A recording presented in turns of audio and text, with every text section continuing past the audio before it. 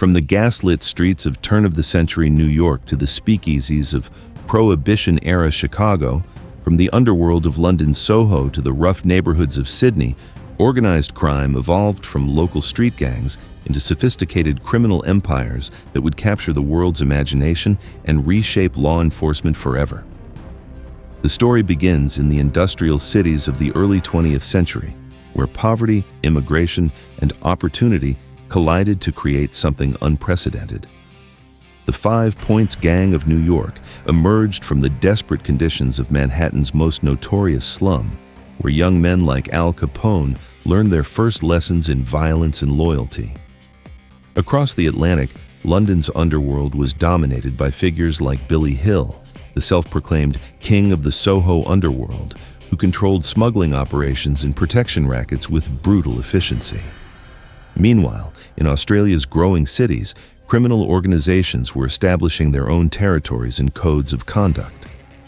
While America became the epicenter of this transformation during Prohibition, criminal organizations were evolving simultaneously across the English-speaking world.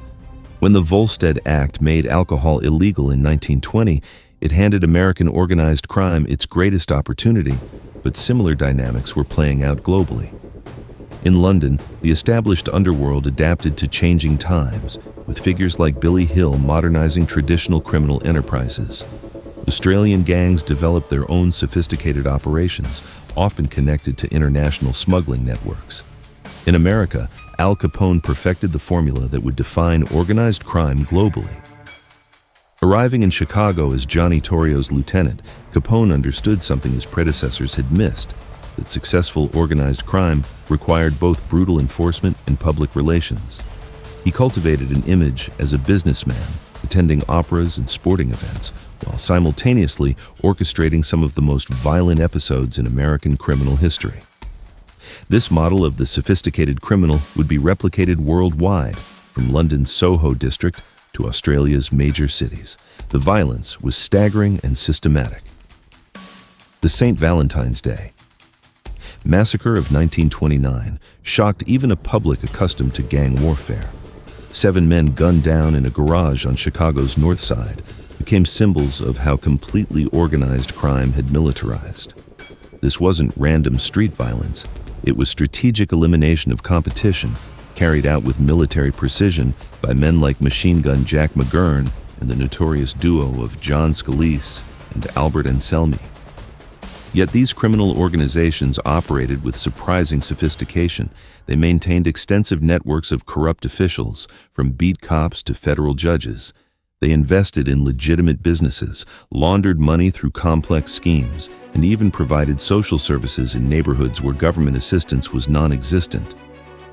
The Genna Brothers controlled entire city blocks in Chicago, while figures like Edward "Spike" O'Donnell built criminal empires that functioned like corporations. The mugshot galleries of the era tell a fascinating story of American crime. These weren't desperate street thugs. They were men who wore expensive suits, drove luxury cars, and lived in mansions.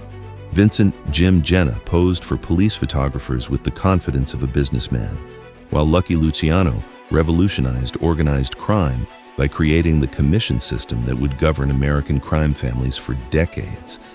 But perhaps most remarkably, these criminal enterprises exposed the failures of American institutions. Prohibition created a law that millions of Americans refused to obey, creating a massive black market that organized crime eagerly filled. The corruption was so extensive that in many cities, it became impossible to distinguish between criminal organizations and legitimate government. Police departments were compromised, judges were bought, and politicians took orders from gangsters. The government's response was equally transformative. Federal law enforcement agencies expanded their powers, developed new investigative techniques, and learned to follow money trails across state lines. The conviction of Al Capone on tax evasion charges in 1931 represented a new approach. If you couldn't prove murder, prove tax fraud. This strategy would become a template for dismantling organized crime for generations. The human cost was enormous. Beyond the headline-grabbing massacres were thousands of smaller acts of violence, intimidation, and corruption that poisoned entire communities. Families were destroyed, businesses extorted, and neighborhoods terrorized. The romantic image of the gentleman gangster obscured the reality of systematic brutality that destroyed countless lives. The international connections were equally significant. Figures like Frank Costello maintained relationships with criminal organizations worldwide, while the American model of organized crime was exported globally. The techniques developed in Chicago, speakeasies, and New York protection rackets would influence criminal organizations from Sicily to Shanghai. The end came not through dramatic shootouts, but through accountants and federal investigators. The same attention to financial detail that made these organizations successful ultimately destroyed them. Bank records, tax returns, and financial audits proved more effective than machine guns in dismantling criminal empires. By the end of the 1930s, the golden age of American organized crime was over. Prohibition had ended, federal law enforcement had evolved, and public tolerance for corruption had decreased. Many of the era's major figures were dead, imprisoned, or in hiding.